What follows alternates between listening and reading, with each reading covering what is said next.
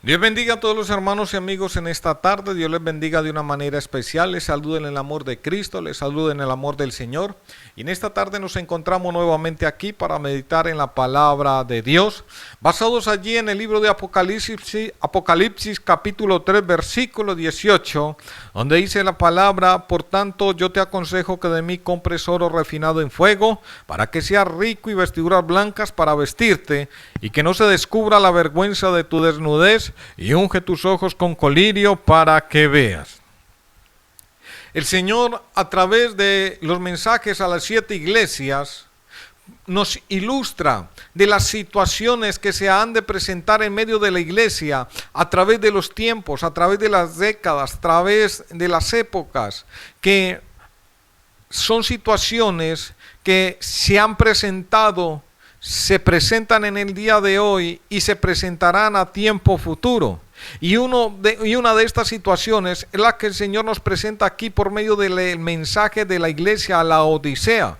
Y es por eso que es muy necesario tener en cuenta a qué clase de iglesia está hablando acá, porque algunos tienden a tener la idea de que el Señor está hablando aquí a una iglesia de personas creyentes, pero cuando miramos verdaderamente el trasfondo de las expresiones que se encuentran en este pasaje, nos damos cuenta que el Señor no está hablando aquí a una congregación de personas creyentes, de personas convertidas a Cristo, de personas nacidas de nuevo y de personas que tienen el sello del Espíritu Santo, sino que nos damos cuenta que estas personas como tal no son salvas.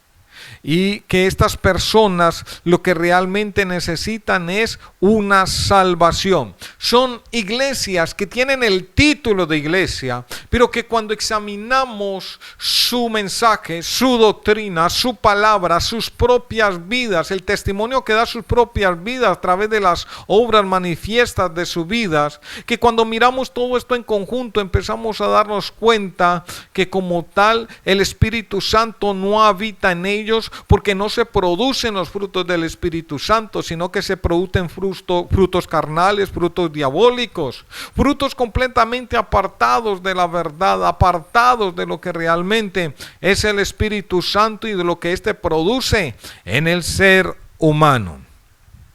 Algunos tienden a pensar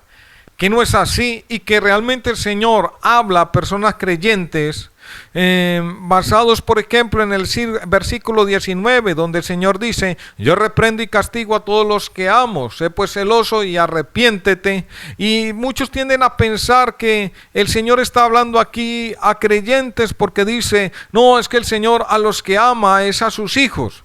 Pero observemos lo que dice también la palabra en el libro de Juan capítulo 3 versículo 16, dice: porque de tal manera amó Dios al mundo que ha dado a su Hijo unigénito, para que todo aquel que en él cree no se pierda, mas tenga vida eterna. O sea que el Señor no solamente ama a sus hijos, el Señor ha amado a todo el mundo. El Señor no ama el pecado del mundo, pero el Señor ama a sus criaturas. El Señor las ama, aunque son pecadores, pero fueron creadas por Él, y el Señor les ama, y el Señor nos manifestó ese amor a las criaturas de Dios, les manifestó ese gran amor en el modo, de tal manera les manifestó ese amor que Él mismo vino a morir en la cruz del Calvario para expiar nuestros pecados, derramando allí su sangre. Entonces, allí el Señor le demostró plenamente su amor a los pecadores, porque hay que tener en cuenta que el Señor no nos amó siendo santos, que el Señor no nos amó siendo justos, que el Señor no nos amó siendo limpios, sino que, como lo dice la palabra, le amamos nosotros a Él porque Él nos amó primero. ¿Y cómo fue la manera en que nos amó primero? No nos amó siendo justos, sino siendo injustos. No nos amó siendo obedientes, sino siendo rebeldes, siendo enemigos de Él, siendo pecadores. Allí nos amó el Señor, porque el Señor no murió por justos, el Señor no murió por buenos, pues el Señor dice que ni los justos ni los buenos no necesitan de médicos, sino que Él vino a los enfermos. Entonces el Señor no murió por justos, el Señor murió por injustos, puso su vida por injustos, puso su vida por todos nosotros que somos pecadores. Gloria al Señor. Cuando miramos estas dos palabras, reprendo y castigo, encontramos que primeramente, hablando sobre la palabra reprendo, vemos que la palabra que se utiliza para traducirse como reprender es la palabra griega elenjo. Esta palabra se traduce como reprender, pero que esta palabra tiene otras connotaciones, otros usos, y que también significa amonestar, acusar, convencer, redarguir. Y es así que encontramos otros usos, por ejemplo, cuando el Señor habla acerca del Espíritu Santo y dice, y cuando Él venga convencerá al mundo de pecado, de justicia y de juicio. Acá la palabra en griego que se traduce como reprender, la cual es elenjo, se traduce como convencer y no se está refiriendo al creyente, sino que se está refiriendo al incrédulo. En Lucas 3:19 se utiliza también, entonces dice allí la palabra, entonces Herodes el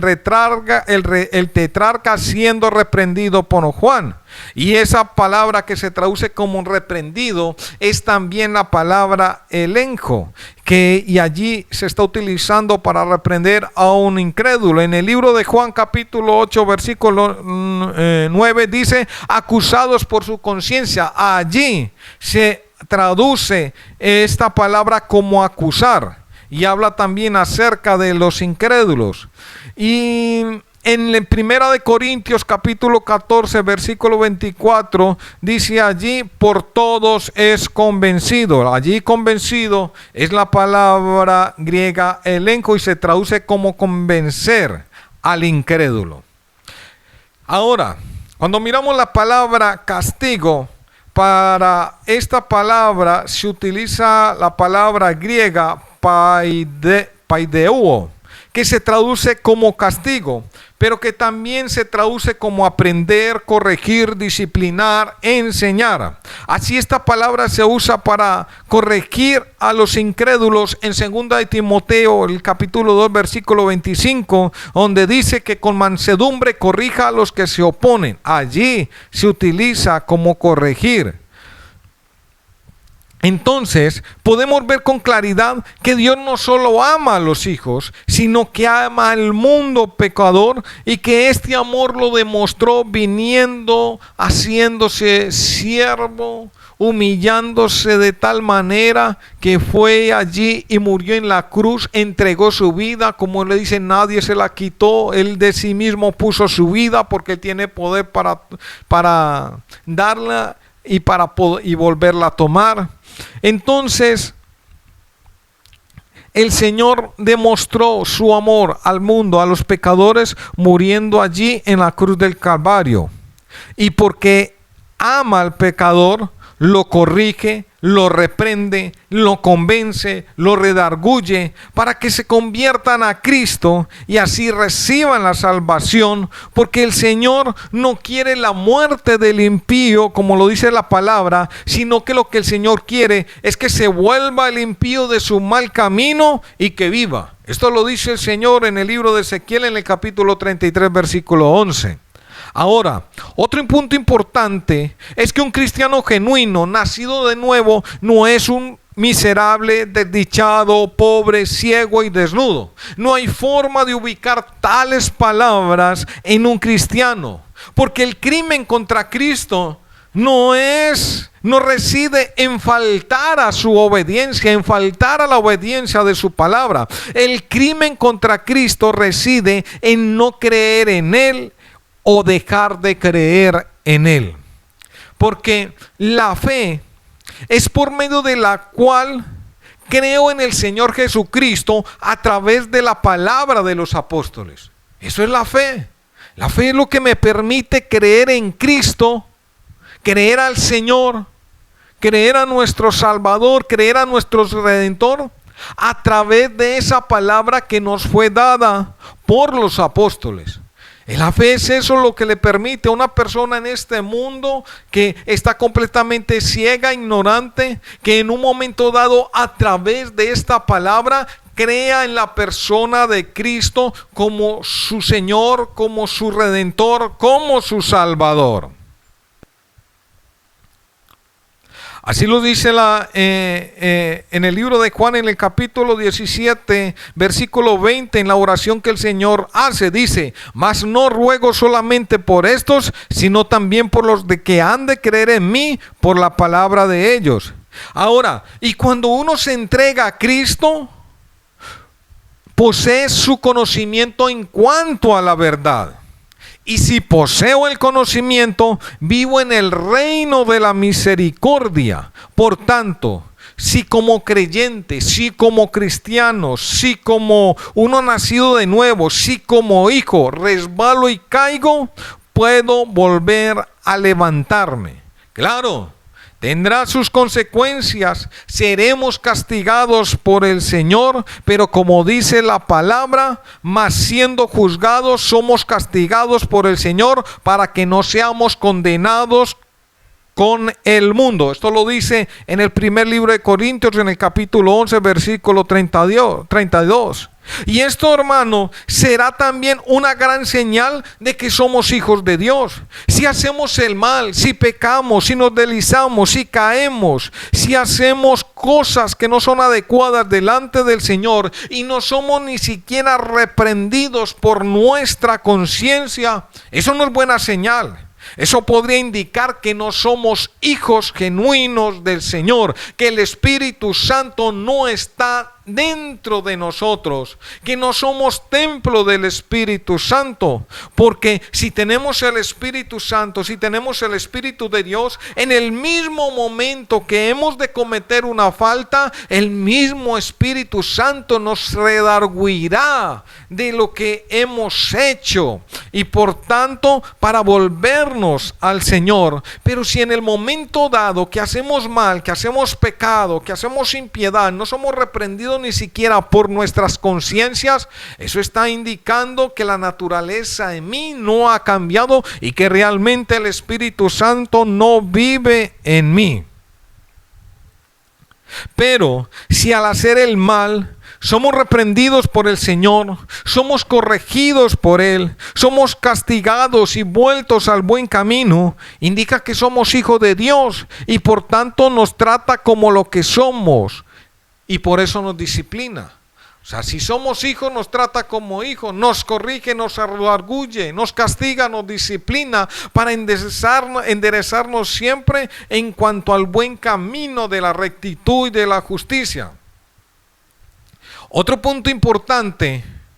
es que cuando observamos a Cristo con respecto a esta iglesia, nos damos cuenta que Cristo no está dentro de la iglesia, sino que Cristo está fuera de la iglesia. Aún en la iglesia de Sardis, en una iglesia que en general no fueron halladas las obras rectas delante del Señor y que otras estaban ya pronto a morir, aún así la presencia del Señor estaba en aquella iglesia por las pocas personas que se mantenían firmes y que no habían manchado sus vestiduras. Así hay gran cantidad de iglesias en el mundo donde Cristo se encuentra afuera y Él los llama con compasión, porque están excluidos de la iglesia que verdadera, que lleva su nombre, en de la iglesia espiritual, donde no entra ningún falso creyente, donde no entra ningún falso hermano, sino donde solamente son incorporados los que verdaderamente han nacido de nuevo, los que verdaderamente se han convertido a Cristo, los que verdaderamente han recibido el don del Espíritu Santo y que por el mismo Espíritu Santo son incorporados en el cuerpo de Cristo, porque nadie se puede incorporar a sí mismo en el cuerpo de Cristo, en la iglesia real y espiritual de Cristo, la que no es visible ante los ojos, sino que solamente la conoce nuestro Señor. Entonces, el Señor en esta clase de iglesias está afuera. Él llama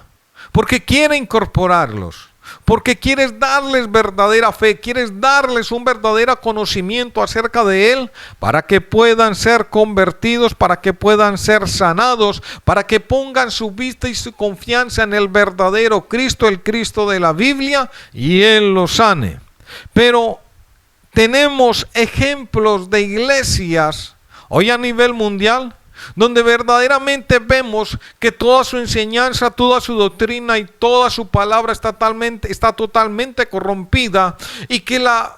el conocimiento que ellos tienen acerca de Cristo está completamente distorsionado, y que por cuanto no creen en el Cristo verdadero de la Biblia, sino en una imagen creada por sus propios pensamientos y su propio razonamiento. En esta iglesia no está el Espíritu Santo y el Señor se encuentra afuera. Hablemos por ejemplo de aquellas iglesias donde ya hoy sus líderes, sus pastores y líderes son personas homosexuales. Allí se ha distorsionado completamente la enseñanza, y allí no está el Espíritu Santo, porque no hay vidas realmente convertidas por el poder de Cristo, por el poder del Señor. Porque mientras una persona siga esclava del pecado, siga esclava del mal de este mundo, es una persona que no ha sido liberta por el Espíritu de Dios. Quiere decir que en esa persona no habita el Espíritu Santo de Dios, y por tanto es que su vida no ha sido convertida, restaurada.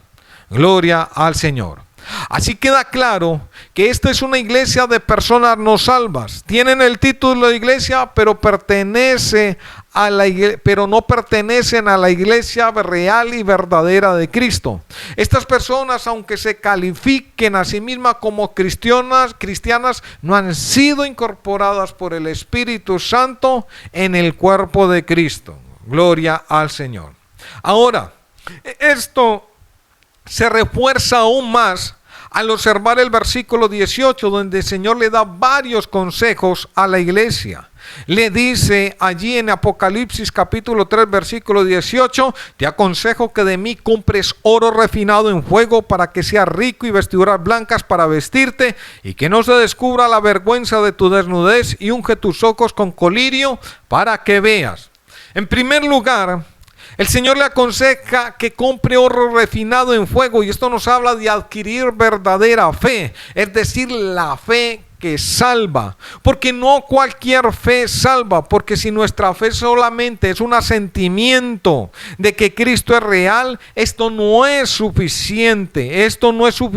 para ser salvo. Porque por ejemplo encontramos a los católicos, ellos creen que Dios existe y ellos creen en Cristo, y lo tratan allí de figurar en ciertas clases de imágenes, pero no tienen un conocimiento correcto acerca de Cristo, acerca de la salvación, acerca del Señor, y por tanto no son salvos. ¿Y en qué manera nos damos cuenta en que no son salvos? En que sus vidas nunca son transformadas. Van allí a la iglesia, a las misas como un ritual, pero entran y salen, siguen siendo las mismas personas, siguen siendo los mismos pecadores. No hay nada de transformación y cambio en sus vidas. Entonces esa fe de un solo asentimiento de que Dios es real, de que Cristo es real, pero que yo sigo mi vida, yo sigo en pecado, y que todos somos hijos de Dios, porque ya estos son enseñanzas distorsionadas, porque la palabra nos dice claramente que no todos somos hijos de Dios, solamente aquellos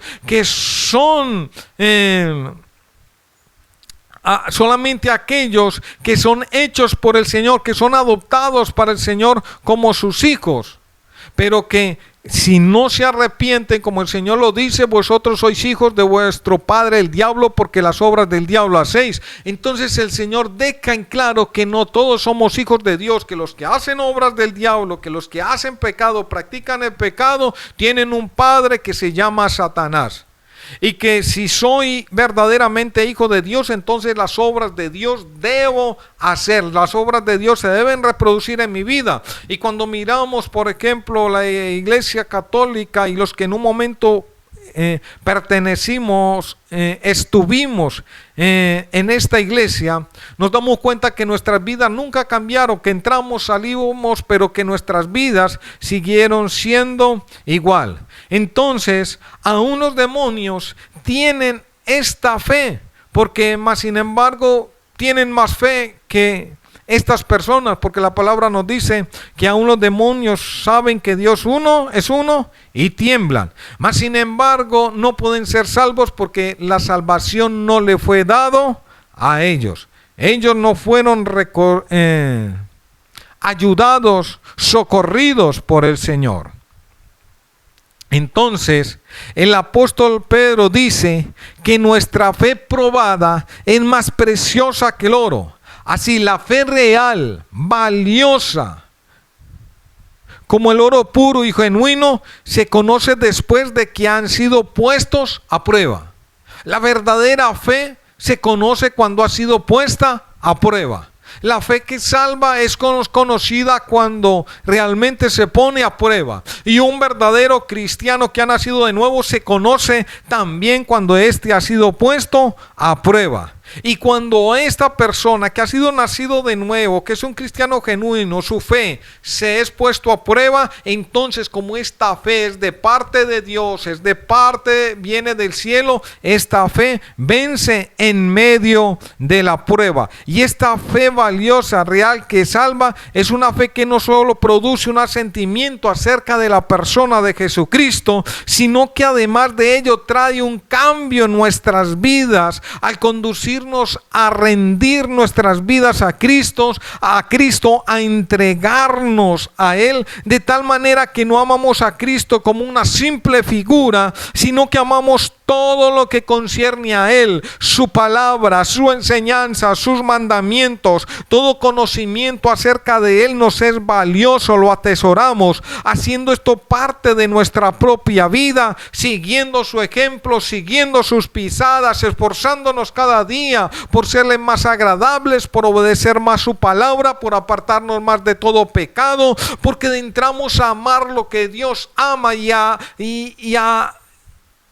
odiar lo que Dios odia, a menospreciar el pecado y a amar la santidad y la justicia, porque el Espíritu mismo que habita en nuestros corazones, que nos es dado por lo alto, en el momento que nos convertimos, el mismo Espíritu Santo nos insta, nos inclina nuestro corazón a estas cosas santas. Ahora, la iglesia de la Odisea no siempre fue una iglesia tibia, pues no se puede fundamentar una iglesia en medio de la tibieza. En tal caso ni siquiera es iglesia, porque una persona tibia no es salva y una persona no salva no es representante de la autoridad de Cristo. Pero lo que sí es tendencia en las iglesias y si analizamos el transcurrir de los tiempos de la iglesia, sí podemos ver una tendencia que ha ocurrido, y es que por más inflamadas que estén del amor de Dios, con el tiempo las iglesias tienden a enfriarse hasta la tibieza. Esto ocurre principalmente cuando sus mejores hombres, ministros, tal vez los que fueron usados por el Señor para fundar estas iglesias, estas congregaciones, en un momento dado mueren. La historia ha sido testiga de grandes avivamientos y moveres del fuego del Espíritu Santo que se extendió en gran manera, que transformó a un pueblo, ciudades y hasta naciones.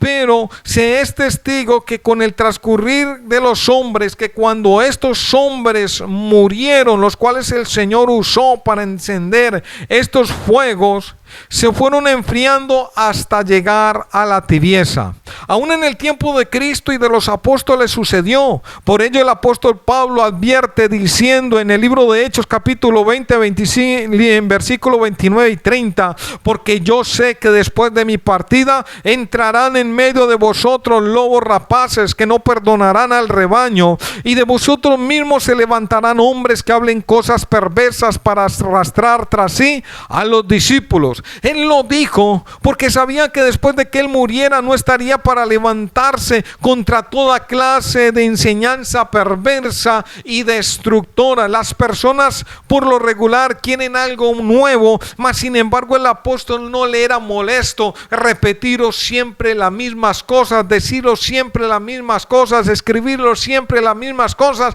porque él apóstol Pablo sabía que eso era sano para la iglesia. Y mientras él estuviera vivo, no iba a permitir que lobos rapaces se introdujeran en medio de la iglesia, infectándola con sus enseñanzas erróneas. Por eso es que vemos al apóstol Pablo que siempre que él detectaba una mala enseñanza, una mala doctrina, algún lugar donde se estaba introduciendo una enseñanza perversa y destructora, inmediatamente el apóstol Pablo se levantaba con aquellos argumentos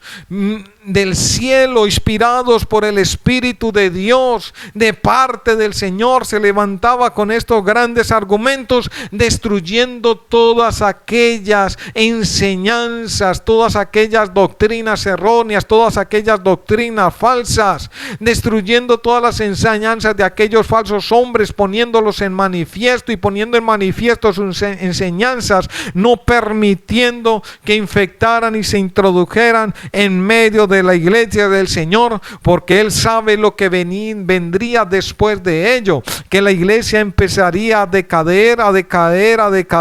hasta llegar a una tibieza donde estas enseñanzas aún se fueran tomadas por sus líderes y fueran dadas como base a la iglesia. Gloria a Dios. Y así él fue el apóstol lleno de celo, y de tal celo que aun cuando vio que el apóstol Pedro se conducía incorrectamente conforme a la verdad del evangelio, dice la palabra que no dudó un solo minuto para resistirle cara a cara. Ese era el carácter del apóstol Pablo y del celo por la iglesia del Señor. Es así de que una iglesia dependerá en gran manera de lo que es su ministro. Cuando una iglesia comience a retroceder hasta caer en el estado de la tibieza, esto resultará muy cómodo y gratificante para los que siempre han sido tibios. Así que siempre una iglesia, el corazón de una iglesia siempre dependerá mucho de su ministro, de lo que es su ministro, de las enseñanzas de su ministro, del espíritu en ese ministro. Si es un ministro que exhorta, si es un ministro que redarguye, si es un ministro que habla directamente contra el pecado, si es un ministro que constantemente está redarguyendo a las personas a volverse del pecado, si es un ministro que continuamente está poniendo en manifiesto el pecado, si es un ministro que continuamente está conduciendo la iglesia a cada día ser más limpia, a cada día ser más recta, a cada día obedecer aún mejor la palabra de Dios, cada día buscar más al Señor, cada día estar más lleno del Espíritu Santo. Será una iglesia de fuego, será una iglesia encendida. Pero si aquel ministro es un ministro flojo, es un ministro que calla la palabra, es un ministro que teme hablar la verdad, es un ministro que teme señalar el pecado, entonces asimismo irá en decadencia la iglesia. Y por eso le digo, o sea, en gran manera dependerá una iglesia de lo que es su ministro. Pero que en ese caso donde ese ministro no sea el ministro idóneo,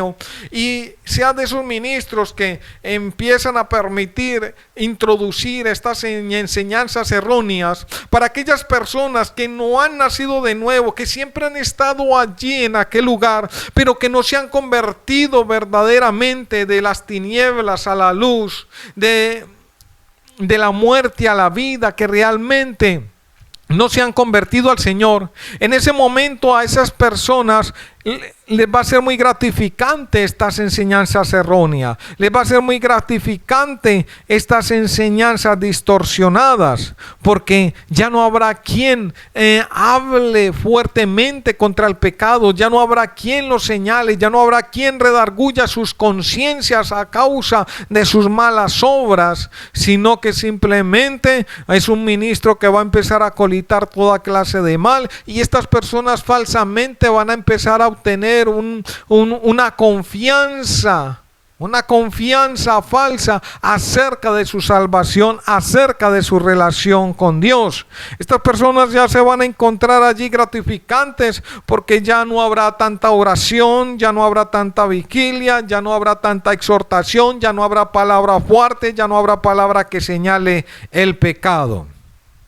También para aquellos que no se han arrepentido y nacido de nuevo les será gratificante, pues ya no serán exhortados tan fuertemente contra el pecado y dejarán de sentirse señalados. Pero los que verdaderamente aman aquel fuego, los verdaderos, los nacidos de nuevo, los que aman verdaderamente la santidad, sentirán gran dolor y angustia al ver cómo una iglesia poco a poco se va deteriorando. Cuando una iglesia continúa en su deterioro y no logra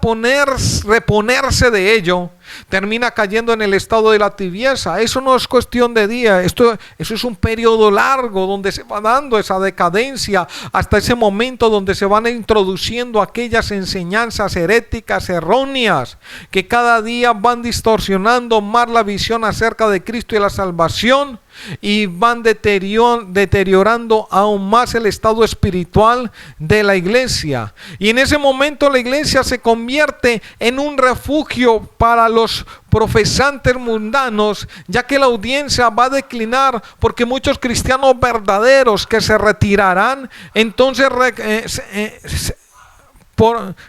a haber una ausencia de cristianos, porque muchos cristianos allí reales, verdaderos, al ver tal situación, se retirarán de aquellos lugares en busca de donde se les dé alimento real del cielo. Entonces esto empezará a verse en una falta de audiencia, y lo que en ese momento sucederá y acontecerá es que recurrirán a toda clase de práctica humana con el fin de mantener una audiencia. En ese caso se verán nombramientos de personas no idóneas para ocupar lugares de liderazgo, lo cual será idóneo para el enemigo introducir los suyos con enseñanzas y herejías destructoras. Es por ello que el consejo del Señor a esta iglesia es que compre oro refinado por el fuego, que vuelvan a la verdadera fe, a la fe genuina fundamentada en el verdadero conocimiento de Cristo, el enseñado por la Biblia, que se vuelvan a la fe que salva.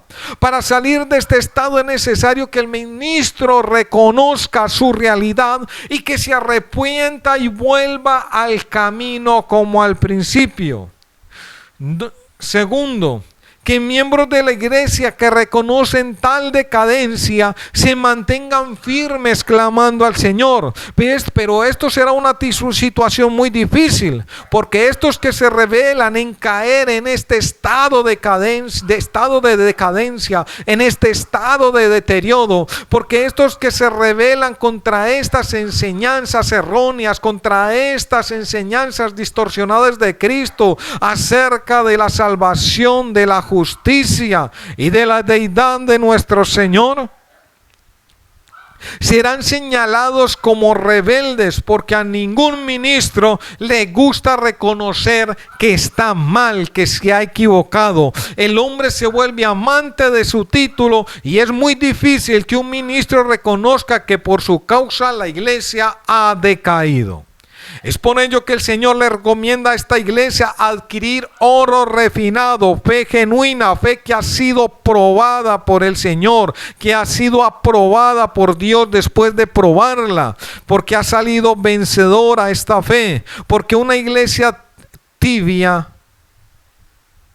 en una iglesia tibia hay personas no salvas, y para que esta iglesia salga de ese estado, para que esa iglesia salga de esa situación, necesita que sus profesantes tengan verdadera conversión, y para que haya verdadera conversión tiene que haber un mensaje genuino de la palabra de Dios, tiene que haber un mensaje real del evangelio de Cristo, tiene que haber una enseñanza correcta secta real, genuina de Cristo, de que enseñen al verdadero Cristo, al Cristo de la Biblia, al Cristo revelado a través de las palabras de Dios, a través de la Escritura, para que cuando estas personas sean redargüidas por la palabra de Dios, sean convencidas de pecado, de justicia y de juicio, para que reconozcan su realidad, para que reconozcan que verdaderamente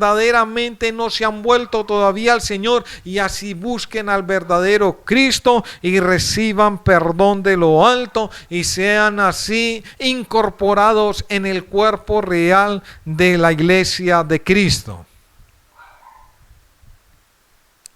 Ahora, la fe verdadera es la fe que nos lleva a creer en el Cristo verdadero, a través de las escrituras reales y verdaderas. Cuando esto sucede, entonces se producirá el segundo consejo del Señor, y es que habrá salvación genuina y verdadera, donde los creyentes no estarán desnudos, sino que serán revestidos de la justicia de Cristo, y donde su pecado será cubierto por la sangre de nuestro Señor. Habrá salvación porque el conocimiento real y verdadero de Cristo, basado en las Escrituras, la luz real del Evangelio alumbrará, y entonces los ojos serán abiertos y ya no habrá una vista distorsionada acerca del Señor, sino que los creyentes tendrán una visión clara, verdadera y real acerca de la persona de Cristo. Pero la luz del Evangelio solo alumbra donde verdaderamente se enseña el Evangelio real, se le da la palabra real del Evangelio, donde no se da un evangelio distorsionado, donde no se enseña, donde no hay una distorsión acerca de la persona de Cristo. Así que si en un lugar de estos dados se enseña realmente acerca de Cristo, acerca del evangelio, entonces a estas personas alumbrará la luz del evangelio y sus ojos serán abiertos. Es por esto que la palabra nos dice que maldito el hombre que confía en el hombre. No debemos creer en enseñanzas y doctrinas por la credibilidad de un título humano. Sea que enseñe la palabra, siempre debemos ser como los habitantes de Berea, que no creyeron a ciegas por lo que el apóstol Pablo les decía. No creyeron a las palabras de él simplemente por ser el gran apóstol Pablo el que hablaba, sino que en cuanto a él les enseñaba, ellos escudriñaban en las Escrituras, comprobando que tales cosas que el apóstol les decía, les predicaba, les enseñaba, comprobando que estas palabras del apóstol eran completamente ciertas. Es decir, creyeron después de que pudieron comprobar que todo lo que el apóstol decía era cierto según las Escrituras. O sea, ellos no solamente creían en lo que el apóstol le decía por lo que él les hablaba y por el título que él tenía o por la fama que ya había en medio de muchas personas, sino que cuando el apóstol Pablo fue a esta región y les enseñaba y les daba la palabra, estas personas tenían allí las Escrituras e iban analizando y comprobando que todo lo que el apóstol les decía era real conforme a las Escrituras, y cuando pudieron comprobar que todo lo que el apóstol Pablo les decía era real conforme a las Escrituras, entonces le creyeron. Pero esto mismo es la causa por la cual las iglesias caen en tal engaño, porque ¿qué es lo que sucede y pasa? Es que las personas no procuran crecer en cuanto al conocimiento de Cristo, no procuran volverse en prácticos en el uso de la palabra de justicia, de modo que no sean movidos por cualquier viento de doctrina y que puedan destruir todos aquellos argumentos falsos con que el enemigo pretenda desviarlos del buen camino. Como no hay un uso práctico de la palabra, porque como no hay una preparación continua en cuanto al crecimiento del conocimiento de Cristo, como no hay esta tendencia en medio de los creyentes, entonces les es muy difícil en cierto momento evaluar y y darse cuenta de cuando una enseñanza, de cuando una doctrina es real o es falsa, está basada en las escrituras o simplemente es una invención del pensamiento humano. Cuando no hay esta tendencia a crecer en cuanto al conocimiento, en cuanto a la palabra, en cuanto a la verdad bíblica, entonces será muy fácil que una persona venga y nos distorsione cualquier versículo con una enseñanza errónea. Pero cuando nos estamos continuamente estudiando la palabra, crecemos en cuanto al conocimiento en Cristo, entonces nos será fácil discernir si una enseñanza es real o no es real, es bíblica o no es bíblica, viene de parte de Dios o no viene de parte de Dios, es una enseñanza real o verdadera o es una enseñanza falsa y herética. Y asimismo tendremos allí la capacidad de destruir aquella enseñanza, de hacerle frente a esta enseñanza con fundamentos también bíblicos, con la palabra de Dios, con la espada del Espíritu, que es la palabra de Dios. Es con la palabra de Dios que se confrontan estas falsas enseñanzas, estos falsos argumentos.